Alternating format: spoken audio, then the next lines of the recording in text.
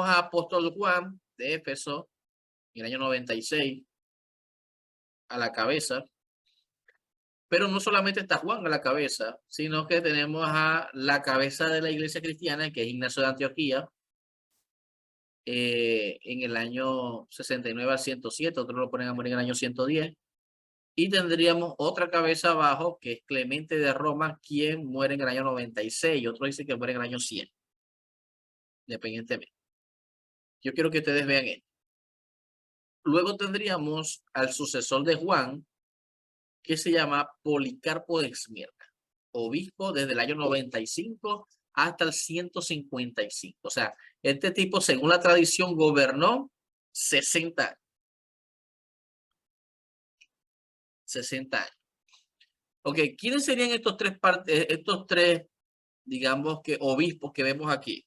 Bueno, la iglesia lo considera a ellos los tres pilares de la iglesia. ¿Quiénes son los tres pilares de la iglesia cristiana?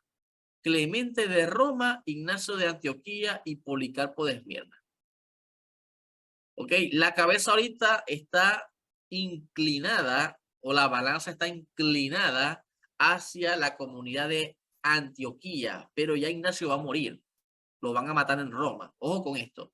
Y después de Ignacio, quien va a quedar de cabeza ya no va a ser Antioquía, ahora va a ser Asia Menor a través de la iglesia de Esmirna. Y ya usted va a ver aquí cómo hay una sucesión, cómo se ve claramente la sucesión a través de las cartas.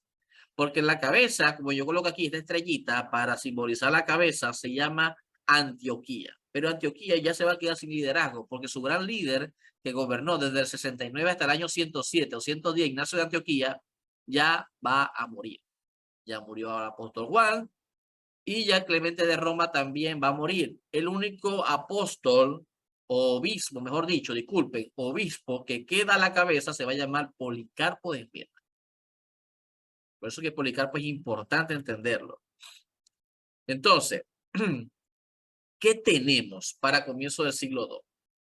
Tenemos a un Clemente de Roma que lo único que se sabe de él es que escribió una carta a la comunidad de Corinto, que es una comunidad paulina, que intentó demostrar que Jesús era el Mesías por la Septuaginta. Más nada. ¿Quiénes más tenemos aquí para esta época? Ya Clemente está casi del otro lado. Bueno, tenemos que Ignacio de Antioquía, en la carta que le escribe a la iglesia de Esmirna, dice que ahora la iglesia se va a llamar Iglesia Católica, o sea, la Iglesia Universal. ¿No? La palabra católico es una palabra, ¿no?, que quiere decir universal. ¿En qué año? En el 107. ¿Qué otro dato tenemos? Bueno, tenemos otro dato. El otro dato es el siguiente. Bueno, ¿quién es Policarpo de Esmirna? Bueno, es un discípulo del apóstol Juan, pero también es un discípulo de Ignacio de Antioquía. O sea, tiene dos grandes maestros, Ignacio de Antioquía, que es la cabeza de la iglesia, y el apóstol Juan, el último de los apóstoles. Dice que es discípulo de Ignacio, le envió una carta. De hecho, cuando Ignacio de Antioquía, él envía 7 cartas que se le acreditan a Ignacio de Antioquía, y 2 son para Policarpo. Una que va a su nombre y otro que va en nombre de la comunidad. Le envió una carta antes de su muerte a Policarpo y una carta a la comunidad de Esmirna en el año 107. Usted tiene que leer la carta, yo no se la voy a explicar tampoco aquí. Luego también le escribe una carta a Éfeso, que de donde estaba el apóstol Juan, que ya debió haber muerto, bueno, y le dice a esa comunidad que deje de guardar el sábado. Recuerden que la iglesia de Antioquía viene, como diríamos aquí, la gente del barrio tiene una pica de culebra con los judíos, que han hecho un concilio, los han sacado a ellos, los han dejado por fuera, y esto está un poco medio rebelde, están dejando de seguir la Torá, no la quieren leer porque ya tienen a Mateo, que es la nueva Torá, tienen al nuevo Moisés, pero aparte de eso, le pide a otras comunidades, como es la iglesia madre, como es la iglesia cabeza, de que, hey, no me guarden el sábado. Eliminen el sábado y ahora todo el mundo guardará el domingo. Fíjense que hay una iglesia que está dando ya, y está direccionando. Y Jerusalén no dice nada. Fíjese que Jerusalén no dice nada. En Jerusalén no hay nadie que diga lo contrario. Entonces, ¿qué tenemos aquí? Tenemos lo siguiente. Tenemos una carta a Éfeso que le dice, dejen de guardar ustedes el sábado. O sea, fíjense que quien está dando los lineamientos se llama Antioquía, no Jerusalén. Y le dice a la carta de Esmirna que hay un grupito por allí, docetistas, como los cerintianos, todo eso que están en Asia Menor, ¿no? Que no comulgan con la Eucaristía. ¿Por qué? Porque la Eucaristía dice claramente, este es cuerpo de mi cuerpo, sangre de mi sangre. Usted sabe qué es lo que quiere decir la Eucaristía, ¿no? El pan y el vino, todo ese tema. Entonces, ¿qué pasa? Bueno, los está exhortando a los docetistas, ¿no? Es importante señalar que para este periodo se escribe la primera carta de este periodo que estoy mencionando. Luego vendría por la parte de Roma un hombre llamado Evaristo, que es el sucesor de Clemente de Roma. Y este es obispo desde el año 97 al 108. Ahora, ¿qué hizo Evaristo? A ver, algún tipo de ley, ¿qué cambios hizo Evaristo dentro del cristianismo? Veamos.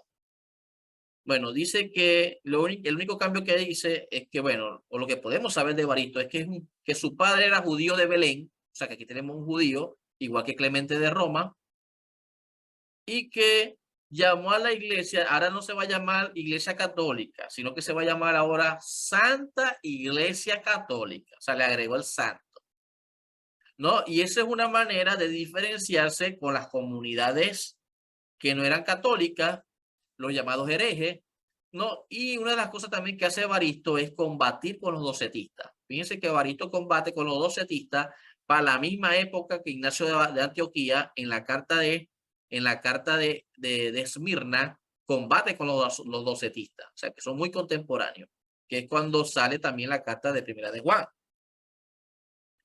Tenemos ahora a Policarpo. Ignacio ha muerto, y ahora ¿quién le queda la batuta? ¿Quién le queda ahora el testigo? Policarpo de Esmirna, del cual vamos a hablar mucho la semana próxima, o no vamos a hablar mucho de él, pero ahí se los voy a dejar porque este va a ser ahora la cabeza. Bueno, ahora Esmirna se ha quedado con la cabeza después del año 110. Ella es la cabeza ahora.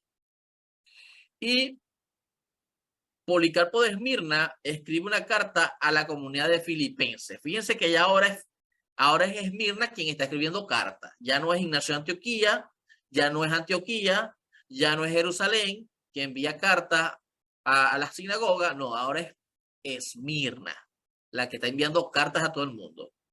Y entre esas cartas, en el año 135, no hemos entrado todavía a hablar con Marción, pero fíjense que también le escribe una carta en contra de los marcionistas. Eso es en el año 135. Se los voy a dejar ahí asomado.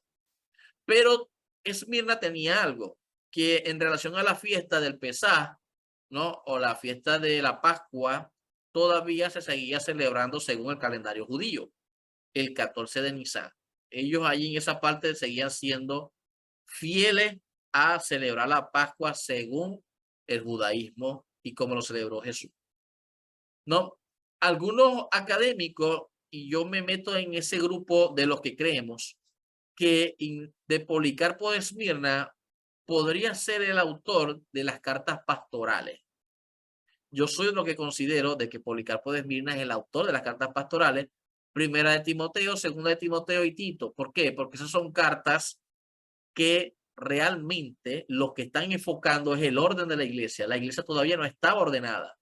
Y por eso es que usted se habla de obispos, se habla de una serie de diáconos, se habla de una serie de personajes que se le van a ir instituyendo a las comunidades. ¿Por qué? Porque digamos, ese orden eclesiástico, Ignacio de Antioquía no lo pudo hacer. Ignacio de Antioquía tenía su propio orden eclesiástico, pero no había una orden eclesiástica universal que Policarpo sí la va a hacer.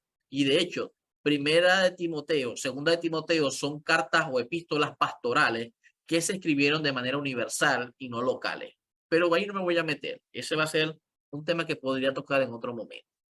Es más, lo voy a tocar en el próximo curso que se va a llamar Los libros del Nuevo Testamento. Ahí sí le voy a meter candela a ese tema. Bueno, vamos ahora a otro tema. El sucesor de Evaristo, Alejandro I, de muy poco se conoce, gobernó desde el año 108 al 117. ¿Qué introdujo Alejandro? Bueno, realmente no hizo ningunos cambios, digamos que grandes. Introdujo el pan en la Eucaristía, pero el pan de ácimo y el vino mezclado con agua. Prácticamente los cambios fueron más cambios litúrgicos, no más de eso. Después vendría Sisto I, que fue obispo desde el año 117 y aquí la patrística está dividida. Unos dicen que hasta el 124, otros dicen que hasta el 128. Bueno, ¿qué introdujo este? Bueno, introdujo el llamado Ignario Trinitario, que se conoce como el Trisagio. Se coloca por primera vez el llamado Trisagio o el Ignario Trinitario antes de la misa, ¿no? Antes de la misa, lea un poco acerca de lo que se le llama, qué es lo que se le llama a la iglesia, o qué es lo que le llama a la iglesia católica el Trisagio. Santo, santo, santo. Bueno, yo porque fui católico, ¿no? Bueno, lea un poquito acerca de eso para que se culturice y tenga ahí otros elementos importantes para agregar. Seguimos. Otro obispo, Telésforo, obispo del 125 al 136. ¿Qué hace el amigo Telésforo? Bueno, Telésforo viene y dice, implementó el ayuno durante la cuaresma. ¿Qué es la cuaresma? ¿No? Es el periodo que se conoce como el periodo ante la Pascua cristiana, llamada Pascua cristiana, ¿no? La cuaresma. Tampoco los cambios allí no fueron cambios tampoco del otro mundo. Seguimos. Vamos a ir avanzando. Ya nos queda poco. Bueno, ¿qué se escribe para esta época? Para la época entre Sisto y Telésforo. Bueno, la segunda carta de Juan. Fíjense que es una carta que se elabora entre el 128, más o menos, 135 en adelante. Y Policarpo, fíjense este detalle, tiene dos discípulos.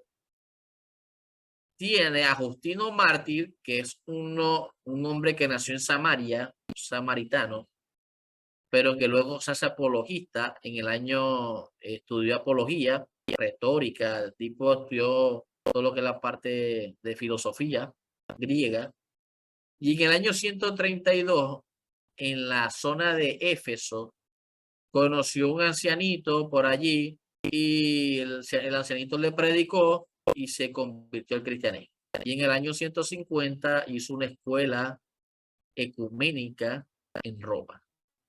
Luego tenemos a Ireneo, que se va a llamar luego obispo de la zona de Lyon, pero que él nació en Esmirna. Ojo con eso, porque Policarpo también es Esmirna. En el año 100, en el año 140, y él muere ya a finales del siglo II, y se hizo obispo de la zona de Lyon en el año 177. Estos son dos discípulos de Policarpo.